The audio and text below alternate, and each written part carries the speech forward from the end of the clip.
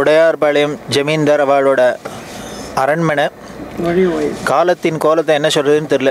பெரிய பெரிய பேரரசு வல்லரசு எல்லாமே எப்படி இல்லாமல் காலத்தினோட கோலத்தினால கீழே விழுந்திருக்கு. நாட்டில் கோவிலில் தெய்வங்களுக்கெல்லாம் கஷ்டம் வரத்தே அந்த தெய்வங்களை பாதுகாத்தவா பல சந்தர்ப்பங்களில் பல ஆன்மீக காரியங்கள்லாம் பண்ணின அவளோட எடுக்கிற இடம் அந்த அரண்மனை எப்படி இருக்குது அப்படின்னு நாம் இப்போ பார்க்குறோம். உள்ளே போய் அவளை நாம் பார்க்க போகிறோம்.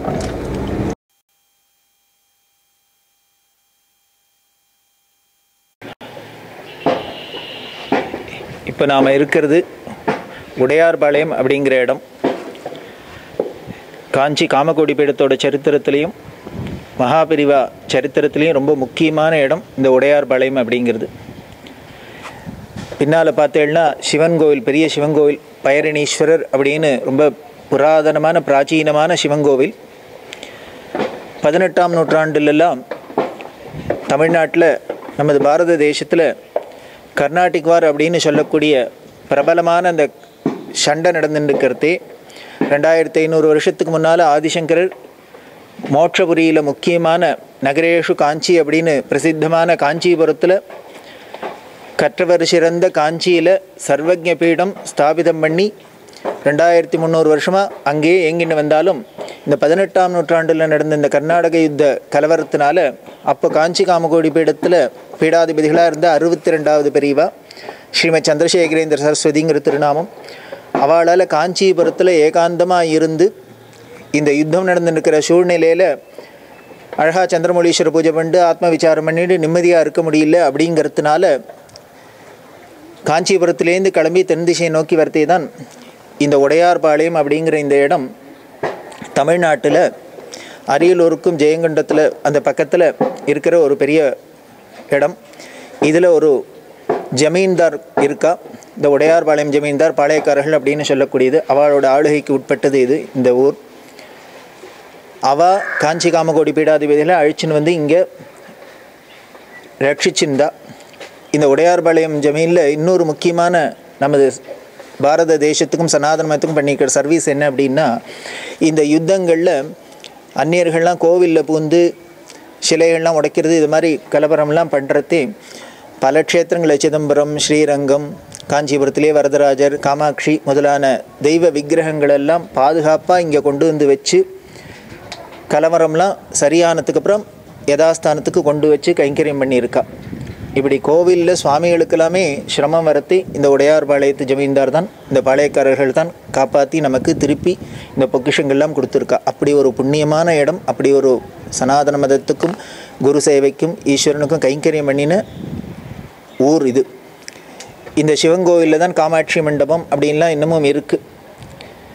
காமாட்சியெலாம் இங்கே தான் வந்து தங்கி இருந்திருக்கா. இதுக்கப்புறம் அந்த 62வது ஆச்சாரியர்கள் காலத்தில் இங்கே வந்து இருக்கிறதே இங்கேயே கொஞ்ச நாள் வாசம் பண்ணியிருந்தா. அதுக்கப்புறம் தான் இந்த ஆச்சாரியர்கள் இங்கே இருக்கான்னு தெரிஞ்சுட்டு தஞ்சாவூர் மகாராஜா தன்னோட மந்திரியான டபீர் பந்தை அனுப்பிச்சு இங்கேருந்து தஞ்சாவூர் கழிச்சுன்னு போய் அங்கே வச்சுக்க, அதுக்கப்புறம் அங்கேருந்து கும்பகோணத்துக்கு மடம் வந்ததாக இந்த கதையெல்லாம் நமக்கு தெரியறது. அப்படி உடையார்பாளையம்ங்கிறது இந்த காஞ்சி காமகோடி பீடத்துக்கும் மகாபெரிவா காலத்துக்கும் ரொம்ப தொடர்புடையது. நீங்கள் மகாபெரிவா சரித்திரத்தில் பார்த்தீங்கன்னா பெரியவா போட்டில் உட்காந்துன்னு இருக்கிறாப்பில் ஒரு ஃபோட்டோ இருக்கும். இதுக்கு இந்த கோவிலுக்கு எய்த்தாப்பில் பார்த்தீங்கன்னா பெருசாக ஒரு குளம் இருக்குது. இந்த குளத்தை பார்த்தாலே பெரிய சமுத்திரம் மாதிரி இருக்குது, ஒரு வில் மாதிரி கோவிலை சுற்றி வளைஞ்சிருக்கு. இந்த குளம் இன்னி வரைக்கும் வத்தினதே கிடையாது. இப்போ பார்த்தீங்கன்னா கூட நல்ல சம்மரில் கூட இவ்வளவு தழும்புறாப்பில் தண்ணியோடு இருக்குது. இந்த குளத்துல தான் பெரியவா போட்டில் போய் சவாரி பண்ணியிருக்கா. அந்த போட்டு கூட இங்கே இன்னும் பாதுகாப்பாக இருக்குது. எய்த்தாப்பில் பார்த்தீங்கன்னா ஒரு மண்டபம், நடுப்பறை நீராழி மண்டபம் இருக்குது.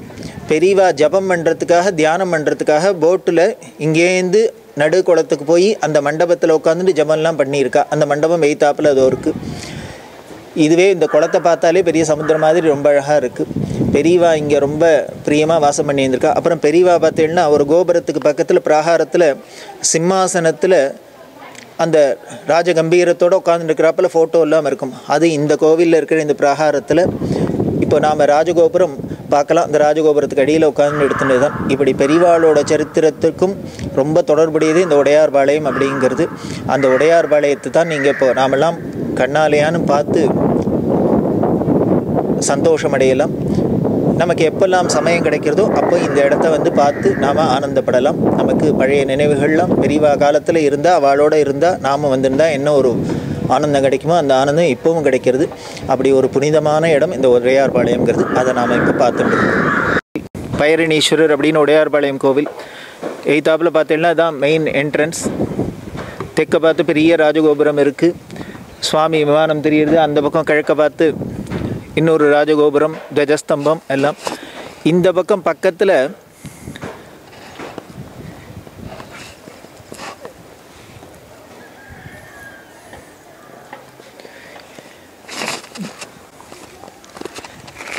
இங்கே பார்த்தீங்கன்னா ஒரு பழமையான பிள்ளையார் கோவில்.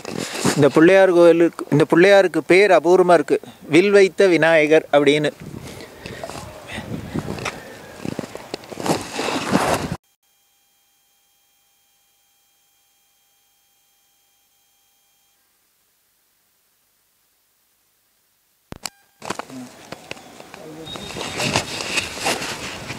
உடையார்பாளையம் ஜமீன்தார் அரண்மனையோட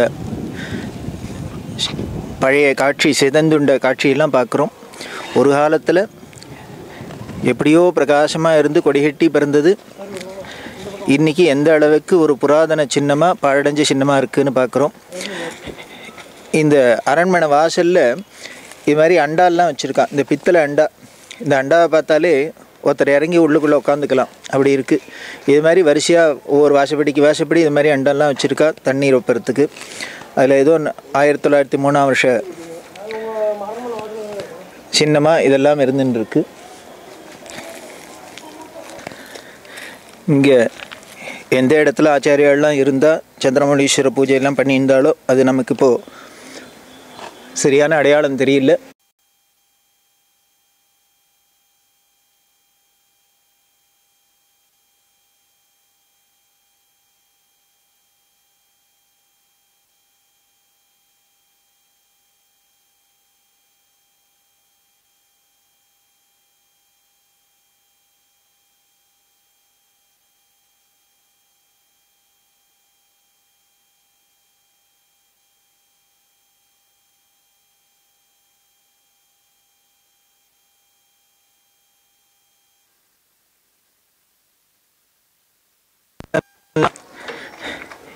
எவ்வளவு அமக்களமாக இருந்திருக்கும், எவ்வளோ உற்சவங்கள் நடந்திருக்கும், எத்தனை பேர் சாப்பிட்ருப்பா, என்னெல்லாம் நடந்திருக்கும், வைபவங்கள்லாம் நடந்திருக்கும். ஆனால் அப்படிலாம் இருந்தது. இதுதான் காலத்தோட நீதி போல இருக்குது. ஒரே பிரகாசமாக மேலே இருக்கிறது, கீழே இறங்கிறதும், ஒரே கீழே இருக்கிறது பிரகாசமாக மேலே போகிறதும் பார்க்குறமே தினமே. சூரியன் உதிக்கிறதும் உடனே அஸ்தமிக்கிறதும், அஸ்தமிக்கிறதும் உதிக்கிறதும் மாறி மாறி தான் நடந்துருக்கு காலச்சக்கரத்தில். அந்த காலச்சக்கரத்தோட சுவடு இப்படி எல்லாம் நமக்கு புராதன சின்னங்களாக தெரிகிறது. இதுதான் உடையார்பாளையம் ஜமீன்தார் அவரோட மெயின் அரண்மனையோட முக்கியமான இடம். தர்பார் ஹால் அப்படின்லாம் சொல்கிறா. இந்த பழம்பெருமை வாய்ந்த இந்த அரண்மனையை நாம் இப்போ பார்த்துட்டுருக்கோம். ஆனால் அதோட கண்டிஷன் இன்றைக்கி எப்படி இருக்குது அப்படிங்கிறத நீங்களே பார்த்து தெரிஞ்சுக்கலாம்.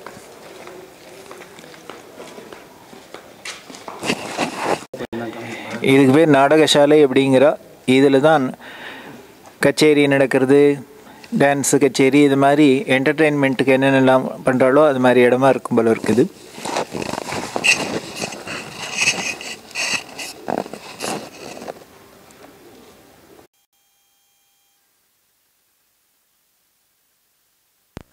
உப்பரிகை இங்கேருந்து தான் அந்த லேடிஸ் ஜமீனை சேர்ந்த லேடிஸ் எல்லோரும் உட்காந்துன்னு கீழே நடக்கிற நிகழ்ச்சியெல்லாம் பார்க்குறது.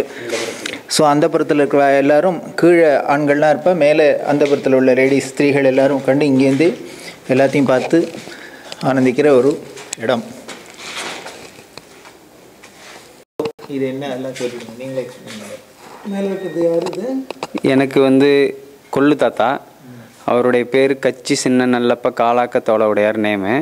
1918 1946 வரையும் 24வது பட்டத்து அரசராக இருந்து ஆட்சி செய்து வந்திருக்காரு. இவருடைய இவருடைய மகன் தான் வந்து எனக்கு தாத்தா கேசி பெரிய குழந்தராஜா. அவர் வந்து இப்போ 8/1/2012 அவர் வந்து மரணம் அடைந்துட்டார். இந்த ஃபோட்டோ வந்து சென்னையில் ஆல் இந்தியா ஜமீன்தார்கள் ஃபுல்லாக மீட்டிங் நடந்திருக்கு. அப்பொழுது வந்து இந்த ஃபோட்டோஸ் வந்து சென்னையில் எடுத்துருக்குறாங்க. இப்போ 24வது பட்டம் ஒரு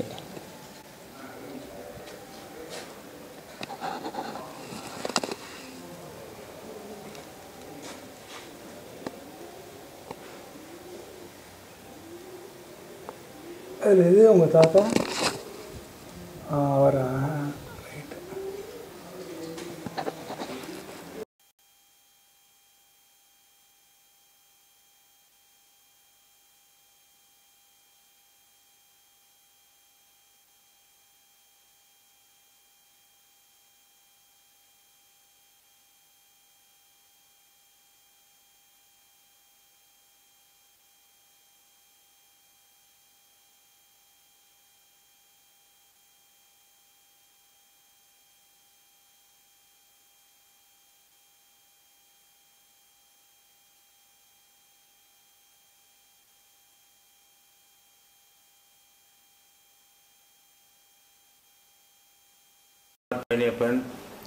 நீங்கள் ஒடியார்பாளையம் ஜமீன்தாரனுடைய முதல் பையன் அப்படிங்களா?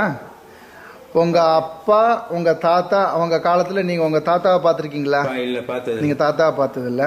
தாத்தா காலத்தில் ஜமீன் ஃபுல்லாக பெரிய கொடி கட்டி பறந்துருக்கு. 64 கிராமமும் ஆட்சி புரிஞ்ச காலம். 64 கிராமங்கள் ஆட்சி புரிஞ்சிங்க தாத்தா காலத்தில். தாத்தாவோட பேர் கச்சி, சின்ன, நல்லப்ப, காலாக்க, தோட உடையார். அவருடைய ஃபோட்டோ தான் நான் அங்கே இருந்தது எடுத்தேன் நான். ஆமாம், அதை எடுத்தேன். அதுக்கப்புறமா அப்பா இருந்தார். அதுக்கப்புறம் பெரியப்பா இருந்தாங்க. அவங்களுக்கு அப்புறம் அப்பா பார்த்துக்கிட்டு இருந்தாங்க. அப்பா காலத்தில் தான் பெரியவங்க இங்கே உடையார்பாளையம் வந்தாரா? தாத்தா காலத்திலே வந்திருக்காரு. ஓகே. காலத்தில் அதிக தொடர்பு அதிகம். ஓகே. அப்பா காலத்தில் நிறையா தொடர்பு ஜாஸ்தி. இப்போ தாத்தா காலத்திலேயே பெரியவங்க வந்து எல்லாமே செஞ்சதே தாத்தா தான். அது எந்த வருஷம் இருக்கும்? 1939லேருந்து 50, 45, 46 வரைக்கும். அது வரைக்கும் பெரியவங்கிட்ட ரொம்ப தாத்தா தொடர்பில் இருந்தாங்க. அப்போ உங்களுக்கு தெரிஞ்சு பெரியவங்க வந்து உடையார்பாளையத்துக்கு முதல்ல எப்போ வந்தாங்க? இல்லை, பெரியவங்க உடையார்பாளையம் வந்திருக்காரு இல்லையா மகாபெரியவர்? எனக்கு தெரிஞ்சு வரல. உங்கள் காலத்தில் இல்லை, அப்பா காலத்தில் வந்திருக்காரு. அது எந்த வருஷம் இருக்கும்? 1939. அதுக்கப்புறம் அதுக்கு முந்தைய 28ல் ஒரு தடவை வந்திருக்காங்க. ஓ, 28லேயே வந்திருக்காரா? இந்த ஃபோட்டோலாம் இருக்கு, அதெல்லாம் எப்போ எடுத்தது? ஒரு நாளைக்கு எடுத்து உங்களுக்கு கலெக்ட் பண்ணி எடுத்துக்கிட்டு வரோம். அதெல்லாம் அதுக்கு முன்னாடி காமாட்சி அம்மன்லாம் வந்து உடையார்பாளையத்தில் இருந்திருக்குன்னு சொல்ல. காமாட்சி, காஞ்சி வரதராஜர், ஸ்ரீமுஷ்ணம் பூவராகர், இது சிதம்பரம் நடராஜா, இதெல்லாம் இங்கே வந்து பாதுகாப்பு முஸ்லீம் படையெடுப்பு காலத்தில் இங்கே வந்து பாதுகாப்பு பண்ணி வச்சிருக்காங்க. அப்படியா? அந்த பாதுகாப்பு வந்து கோவிலில் வச்சிருக்காங்களா சுவாமியை? கோவிலில். இன்னும் அதுக்கு வந்து காமாட்சி மண்டபம்னே பேர் இருக்கு, காமாட்சி மண்டபம்னே இருக்கு. அதுதான் பெரியவாள்லாம் தங்கி இருந்திருக்காங்க. அப்போ வந்து உங்க தாத்தாவோட காலமா? தாத்தாவோட காலத்துல அவ்வளோ சுவாமியும் இங்க வந்து இருந்திருக்காங்க. 3-4 சாமியும் இங்க வந்து பாதுகாப்பு பண்ணி வச்சிருக்காங்க. ஒரே அப்பா. திருப்பி எடுத்துக்கிட்டு போறப்ப வந்து சிலையா எடுத்துட்டு போயேன். செத்த பணம் எப்படி எடுத்துட்டு போவாங்களோ அது மாதிரி தான் எடுத்துட்டு போயிருக்காங்க. ஏன்னா நடு வழியில ஏதாவது முஸ்லீம் படையெடுப்பு காலத்துல புடுங்கி பான்ட்டு அதை வந்து பாட கட்டிய அதை பண சொரூபம் எப்படியோ அதே மாதிரி தான் எடுத்துட்டு போயிருக்காங்க. திரும்பி எடுத்துன்னு போகும்போது அந்தந்த கோயிலில் கொண்டு திருப்பி ஒப்படைக்கும் போது அந்த பிரேத பரிசு வந்து சொரூபமாக தான் எடுத்துட்டு போயிருக்காங்க. காஞ்சி மடமே காஞ்சிபுரத்துலேருந்து கிளம்பி உடையார்பாளையம் வந்து அதுக்கப்புறமா தான் தஞ்சாவூர் மகாராஜாவை சொல்லி கும்பகோணத்துக்கு போயிருக்காங்க இல்லையா? அதுவும் தாத்தாவோட பீரியட் தான், தாத்தாவோட காலத்தில். நீங்கள் பெரியவங்களை தரிசனம் பண்ணியிருக்கீங்களா? 4-5 தடவை போயிருக்கேன். அப்படியா? காஞ்சி பெரியவா பார்த்துருக்கேன். உங்களை பார்த்தோன்னே பெரியவங்க என்ன சொல்லுவாரு? இது நானும் அப்பாவும் ஃபர்ஸ்ட் வந்து 86ல் போயிருக்கோம். சரி. இப்போ இங்கே காஞ்சிபுரம் மடத்துக்கு. சரி. மேனாவில் உட்காந்துருந்தாங்க. சரி. நான் வந்து மேனாவில் உட்காந்துருந்தேன்னா அப்போ புது பெரியவா இல்லை இங்கே. சரி. எப்போ வந்தாங்க? இப்போதான் வந்தோன்னு. எதில் வந்த அப்படின்னாங்க. பஸ்ஸில் வந்தோன்னு. எப்போ நீ பஸ் ஏற ஆரம்பிச்சுன்னு அப்பாவை கேட்டாங்க. அப்படியா? ஆமாம். படுத்திருந்தவங்க ஏஞ்சி உட்காந்துக்கிட்டு எப்போ நீ பஸ் ஏற ஆரம்பிச்ச அப்படின்னு இது பெரியவா கேட்டாங்க. அப்புறம் ஒரு 1/2 மணி நேரம் பேசிக்கிட்டு இருந்துட்டு எங்கே தங்க போகிறோன்னா இங்கே தான் மடத்தில் ரூம் போட்டு அவங்களுக்கு தங்க வை மடத்துலையே அப்படின்னு சொல்லி அங்கேயே தங்க வச்சாங்க. இப்போ 86ல் அப்புறம் நானும் அப்பாவும் ஒரு தடவை போயிருந்தோம். அப்போ தான் முதல்ல கூப்பிட்டு பக்கத்துலேயே உட்கார வச்சு பேசிக்கிட்டு இருந்துட்டு மரியாதைலாம் சால்வெல்லாம் பேசுகிறாங்க. அப்புறம் அதேமாரி சின்ன அக்கா கல்யாணம் ஒன்று அதுக்கு போயிருந்தோம். அப்போ வந்து பிரசாதம்லாம் கொடுத்து வேட்டிலாம் எத்தனை பையனோ எத்தனை பொண்ணுன்னாங்க. வேட்டி சேலெல்லாம் கொடுத்து சாதம் சால்வெல்லாம் எப்போ போனாலும் நாங்கள் பெரியவாளுக்கு மரியாதை பண்ணுவோம். நேராகவே அவாலே சொல்லியிருக்காங்க. பெரியவாளுக்கு வந்து ராஜாக்களுக்கு சன்னிதானம் போத்தலாம், சன்னிதானத்துக்கும் ராஜாக்கள் போத்தலாம், நேருக்கு நேராகவே மரியாதை பண்ணிக்கலாம் அப்படின்னு பெரியவாளே சொல்லியிருக்காங்க. அப்படியா? ஆமா. அவாதான் வாங்கி போத்தணுங்கிறதுல அடுத்தவங்க. ராஜாக்கள் வந்து சன்னிதானத்துக்கு போத்தலாம், சன்னிதானமும் ராஜாக்களுக்கு போத்தலாம். அதனால சாமியாருக்கு இப்ப அது வந்து விதிவிலக்கு அப்படின்னு பெரியவாளே சொல்லியிருக்காங்க. இங்க பட்ட பிரவேசம் வரும்போதே தாத்தா வந்து ஒரு சால்வை போத்த மாட்டாங்களாம், 2 சால்வை டபுள் சால்வை தான் போத்துவாங்களாம் பல்லாக்குல வரும்போது. ஏன்னா அவங்களும் நம்மளும் ஒன்னா ஆயிடக்கூடாது அப்படின்னு பெரியவாளுக்கு நம்ம அதிகமா தான் மரியாதை பண்ணணும்னு 2 சால்வை போத்துவாங்களாம். இன்னும் எங்க கல்யாண காட்சின்னா எங்க குடும்பத்துல ஏதோ ஒரு பிரசாதமும் மடத்து பிரசாதத்தை ஓதிட்டு தான் அப்புறம் சம்மந்தி பிரசாதத்தையே நாங்க ஓதுவோம். யாரையும் எதையும் அடுத்தவங்க வஸ்திரமே தாத்தா அப்பா வந்து கடைசியா எனக்கு சொன்னது, என் மேல யார் துணியும் படக்கூடாது, மடத்து துணி மட்டும்தான் எனக்கு படணும். அந்த கடைசி காலத்துல ஆமா, மடத்து துணி தான் என் மேல போடணும், எந்த சம்மந்தியே எந்த ஒருமுறையானும் என் மேல துணியே போடக்கூடாதுன்னாங்க. இதுல அண்ணா விஷயத்துக்கு எப்ப அப்பா இறந்தது எந்த வருஷம்?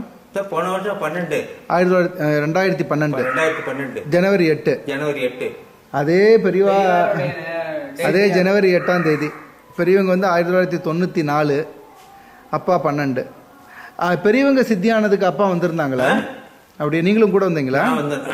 அப்படியா? ஓ. எல்லாம் பெரியவாளுக்கும் காஞ்சிபுரம் மடத்துக்கும் உடையார்பாளையத்துக்கும் தொடர்பு வந்து கொஞ்சம் நெஞ்சம் இல்லை.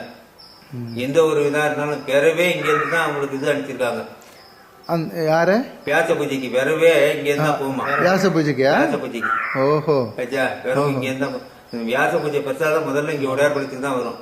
அப்படியா? வியாச பூஜை பிரசாதம் உடையார்பாளையம், புதுக்கோட்டை, தஞ்சாவூர் 3க்கு தான் நேரடியா வரும். மீதி எல்லாம் தபால்ல போகும். யாரும் இன்னும் தஞ்சாவூர் டிஸ்ட்ரிக்ட்ல 3 மிராஸ் இருக்காங்க. அவளுக்கு மூப்பனாரு வாண்டியார் இவாளுக்கு தான் நேரா போகும். மீதி எல்லாம் தபால் தான் போகும். இங்க வந்து வியாச பூஜை பிரசாதம் இங்க வந்துட்டு தான் மண்டாள் இவாள் மாரி ஒரு எனக்கு தெரியும் 80-90 வரைக்கும் வியாச பூஜை பிரசாதம் இதுலதான் வந்தது. தபால் வந்து கையிலேயே கொண்டாந்து கொடுத்து சந்தனம் உருண்டை இருக்கு பாருங்க, அது அப்படி இருக்கும். அந்த மஞ்சள் அச்சதை அந்த ஓலை இன்னும் அப்படியே. பெரியவாளுடைய பாதுகை ஏதாவது நீங்க வச்சிருக்கீங்களா? பெரியவங்க போட்ட பாதுகை காலில் போத்துப்பாங்களா? அது நீங்க ஒன்றும் வச்சுக்கல. நீங்க ஒன்றும் உங்களுக்கு கேட்கணும்னு தோணல, நீங்க கேட்டிருந்தா எது வேணா கொடுத்துருப்பாங்க. இது நல்ல பதில். பெரியவால என்ன கேட்க முடியும்? பெரியவா அப்ப வந்து கேட்டாங்களாம், அப்பா எங்க அப்பா கேட்டாங்களாம் யானை குட்டி வேணும்னு கொடுத்தாங்களாம். இப்ப நாங்க போய் அவன் பெரியவா ஆசீர்வாதம் இருந்தா பார்வை பத்தாதா? பெரியவா வந்து யானை குட்டி கொடுத்தாளா? ஆமா, பெரியவால கேட்டாங்களாம் எங்கப்பா புடிச்சிக்கன்னா பெரியவா கொடுத்தாங்களாம். அப்படியா? நம்ம தாத்தா என்ன பண்ணாங்களாம், நம்ம போய் மடத்துக்கு கொடுத்தது போ, மடத்துல இருந்து நம்ம வாங்க கூடாதுன்னு தான் அவங்க கேம்ப் முடிஞ்சு போறதுக்குள்ளேயே உடனே யானை குட்டி வாங்கி கொடுத்தாங்களாம் மடத்துக்கு. ஆமா. ஓஹோ. இவங்களுக்கு விளையாடுறதுக்கு. ஓ, அப்பாவுக்கு விளையாடுறதுக்கு யானை குட்டி வாங்கி கொடுத்தாரா? பெரியவா பூமிக்கு ஆல்ரெடி படாத இடம் எது இந்தியாவுக்குள்ள எல்லா இடத்துலயும் எல்லா ஊரும் எல்லா சிவத்தலங்களுக்கும் எல்லா இடத்துக்கும் தான் போயிருக்காங்க. அவளுக்கு வந்து நிகரே எதுவும் கிடையாது. இல்ல பட்ன பிரவேசம் இங்கே தானே பெரியவாள். அந்த என்ட்ரன்ஸ் ஏரி இருக்கு பாருங்க, அதுல இருந்து வந்து பட்ன பிரவேசம் நேரா நம்ம கோயிலுக்கு போவோமா. அங்க போய் தான் அங்க ஒரு இந்த மரம் இருக்கு, அந்த மரத்துல இருந்தா சாயந்தரம் இது மாதிரி மேல சோபாவில் உட்காந்துட்டு பிழித்தோல்ல உட்காந்துருப்பாங்க பெரியவா. இந்த போட்டில் அந்த குளம் இருக்கு, அந்த குளத்துல வந்து ஒரு ரவுண்டு போட்டுலயே போய் அப்படியே போய் வருவாங்க. அதுலயே ரெண்டு பேர் போட்லயே ஏறி போயிட்டு வர்றதுக்கலாம். இவாள் வந்து போற வரைக்கும் மடத்து செலவு எதுவும் இருக்கக்கூடாதான், எல்லாம் சமஸ்தானத்து செலவு தான் இருக்கணும்னு தாத்தா கட்டலையாம். பூஜையிலேருந்து எல்லா செலவுமே இவாள் செலவு தானே, எதுவும் மடத்துல போய் கேட்கக்கூடாது, மடத்துல கைங்கரியம் பண்ண செய்யக்கூடாதுன்னு தான் இவங்க கட்டலையா. இந்த கோவில் நிர்வாகம்லாம் இப்பயும் அப்ப வந்து ஏகாபாவம் இவங்ககிட்ட இருந்தது சார். இருந்தது. தெப்ப உற்சவமே இவங்களுக்கு தான். ஒவ்வொரு சமுதாயத்துக்கு ஒவ்வொரு நாள் மண்டபடி. ஆமா, அதுல வந்து நான் பிராமணர்கள் தான் கம்மியா, அத வந்து அவங்கள்ட்டையும் விட்டுறக்கூடாதுன்ட்டு அவங்கள்ட்ட வரி வாங்கி மீதி பணத்தை ஜமீன்தார் காலத்துல இவங்க போட்டு செஞ்சாங்கணும். ஒவ்வொரு நாள் மண்டபடியும் ஒருத்தர் தான். இப்ப வந்து கோவில் உற்சவங்கள்லாம் நடக்கிறதா? உற்சவம்லாம் ஒன்றும் இல்லை சார். 2 கால பூஜை நடக்குது. 2 கால பூஜை நடக்குது. வருவாய் இல்லை சார். மீன் குத்துவ கல்யாணம் இதான் வச்சுட்டு ஓட்டுறோம். வேற வருவாய்க்கு ஒன்றும் வழி இல்லை. இப்போ நான் கோவில் நிர்வாகம் உங்கள்கிட்ட தான் இருக்கு. நிர்வாகம் நீங்க பாத்துக்கிறீங்க.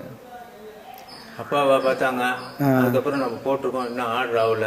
ஆர்டர் ஆனதுக்கப்புறம் வெட்டிட்டு பரம்பரை இதோட 27வது தலைமுறை. அதனால 27 தலைமுறையாவா? ஆமா. அப்பனா உடையார்பாளையம் ஜமீன்ங்கிறது உருவானது வந்து பல நூற்றாண்டுகளுக்கு முன்னாடி. பூர்வீகம் வந்து சார், பூர்வீகம் வந்து எங்களுக்கு வந்து காஞ்சிபுரம். அதனாலதான் அந்த கட்சி சின்ன நல்லா பண்ணு வர்றது. ஓஹோ, அங்க இருந்து வந்ததான் நாங்க. உங்களுக்கு தாய்மொழிங்கிறது தெலுங்கா தமிழா? தாய்மொழி தெலுங்கு. தாத்தா தெலுங்குல தான் கையெழுத்து போடுவாங்களாம். ஓஹோ, தாய்மொழி வந்து தெலுங்கு தான். சரி. ஆமா. உங்க பரம்பரை அந்த நகை ட்ரெஸ் அதெல்லாம் என்ன நீங்க வச்சிருந்தீங்க? போனது போக கொஞ்சம் வச்சிருக்கிறோம். நீங்க அந்த கல்யாணம் இல்லைன்னா அதெல்லாம் போட்டுதான், ராயல் ட்ரெஸ் போட்டுதான் கல்யாணம். ரொம்ப சந்தோஷம். பெரியவங்களுக்கு ரொம்ப பாடுபட்ட ஒரு குடும்பம், நம்ம தர்மத்துக்காக பாடுபட்ட ஒரு பாரம்பரியம் மடத்துக்கு. இதே மாதிரி இங்க வந்தது மாதிரி தான் இதுக்கு இப்படியே போயிருக்கிறாங்க. மகா பெரியவா திருப்பனந்தா போயிருக்காங்க. திருப்பனந்தா போயிருப்ப அங்க மடம் இருக்குல்ல. ஆமா, திருப்பனந்தா ஆதீனம் சைவ மடம். ஆமா, அங்க போறப்ப கீழே இறங்கிட்டாங்களாம் முன்னாடியே பெரியவா. ஏன்னா அவளும் நமக்கு மடம், அதனால அவங்களும் பல்லாக்குல போறோம், நம்மளும் பல்லாக்கு போனா அப்புறம் நமக்கு அவளுக்கு வித்தியாசம். பூர் எல்லையிலே இறங்கி அதுக்கப்புறம் போய் தான் பல்லாக்குல ஏறிக்கிட்டாங்க. மரியாதைக்கு. ஆமா, மரியாதைக்கு மடத்துக்கு மடம் நம்ம இது பண்ணோம் அப்படின்ட்டு தான் அங்கேயே பூர் என்ட்ரன்ஸ்லயே இறங்கிட்டு பூரை தாண்டினதுக்கு அப்புறம் தான் பல்லாக்குல ஏறினாங்க. மாரியார் சாமியா ஒரு தடவை போய் பெரியவாளை பார்க்க போயிருக்காங்க. கும்பிடாதுன்னு சொன்னாங்க. துராட்சம் கீழே படக்கூடாது, லிங்கம் கட்டின்னு இருக்காரு அப்படின்னு. அவ்வளவு பாரம்பரியம். பெரியவா மீறிலாம் யாரும் கிடையாது சார். ஆசீர்வாதம் தான் இப்படி இவங்களுக்கு பண்ணா. ஜெயலலிதா வந்து இந்திரா காந்திக்கு அவாத்துட்டு அங்க சந்திரசேகர் விநாயகர்னு ஒண்ணு இருக்கு சார். 1980 கும்பாபிஷேகம். அப்ப வந்து பெரியவா வந்து சதாராவில் இருந்தாங்க. சரி. இவங்கள மாரி தான் காலையில 8:30 மணி 9 to 10 கல்யாணத்துக்கு கும்பாபிஷேகம். யாருன்னே தெரியல, அவங்க பாட்டுக்கு வந்தாங்க. சாஸ்திரி மாரி தான் வந்தாங்க. யாருன்னு கேட்டோம். பெரியவா சதாராவில இருந்து அனுப்பிச்சிருக்காங்கன்னு. அப்படியா? ஆமா, அதான் பெரியவா. கும்பாபிஷேகத்துக்கு பத்திரிக்கை நாங்க இங்க அனுப்பிச்சிட்டோம். இங்க மடத்துக்கு. இவங்க மடத்துல இருந்து கேம்ப் ஆபீஸுக்கு அனுப்பிச்சிட்டாங்க. அங்கேருந்து அவங்க வந்து அனுப்பணுங்கிறது இல்ல. சரி, எவ்வளவு கோயில் கும்பாபிஷேகத்துக்கு எவ்வளவு எந்திரம் அனுப்புறாங்க, மருந்து அனுப்புறாங்க. என்ன இருந்தாலும் அங்க போய் சாமிக்கு ஒரு சால்வை, பெரியவா வந்து ஜமீன்தாருக்கு ஒரு சால்வை போத்தி மரியாதை பண்ணிட்டு வான்னு. இவங்களை பார்த்தா ஆக்சுவலா அதே மாதிரி தான். அதே மாதிரி சாஸ்திரி ஒருத்தர் அனுப்பிச்சிருந்தாங்க.